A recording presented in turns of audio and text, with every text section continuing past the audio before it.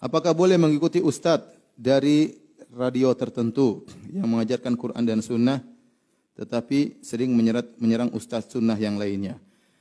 Saya bilang, antum belajar agama bukan belajar cuma ilmu, belajar adab, belajar akhlak, ya.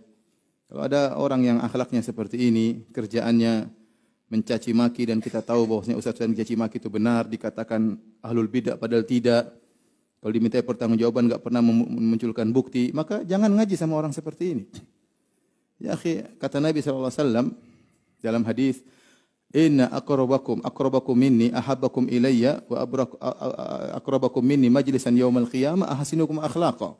Orang yang paling dekat denganku pada hari kiamat di surga, yang paling aku cintai adalah orang yang paling akhlaknya mulia.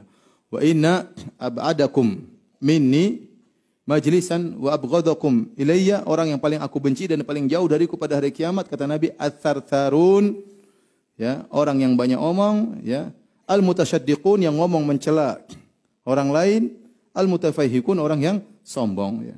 Maka jadilah seperti perkataan Imam Syafi'i, dia berkata, raditu bimalikin hujjatan baini wa bainallah. Aku ridha Imam Malik menjadi hujah antara aku dengan Allah Subhanahu wa taala. Kalau Allah bertanya kepada Imam Syafi'i, "Kau belajar sama siapa?" Saya bisa datangkan bukti, saya belajar sama Imam Malik. Mengambil ilmunya, mengambil apa? Adabnya.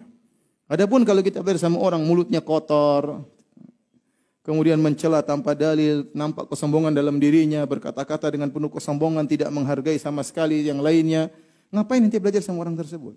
Ilmu ente bisa jadi bumerang bagi antum. Ya, antum ilmunya tinggi tapi akhlak amburadul, repot. Maka saya tidak anjurkan. Alhamdulillah ustaz-ustaz banyak. Antum cari ustaz yang antum bisa pertanggungjawabkan di hadapan Allah Subhanahu wa taala, ya. Oleh karenanya kalau dapat ustaz yang suka begini, tinggalkan saja. Saya tidak mungkin bilang antum belajar sama orang seperti ini. Kalau antum tahu-tahu bilang Firanda sesat belakangan gimana? Ya. Kemudian antum mulai berpisah dari teman-teman antum. Antum menganggap yang hadir semua di Masjid Mu'adz bin Jabal sesat kemudian hari.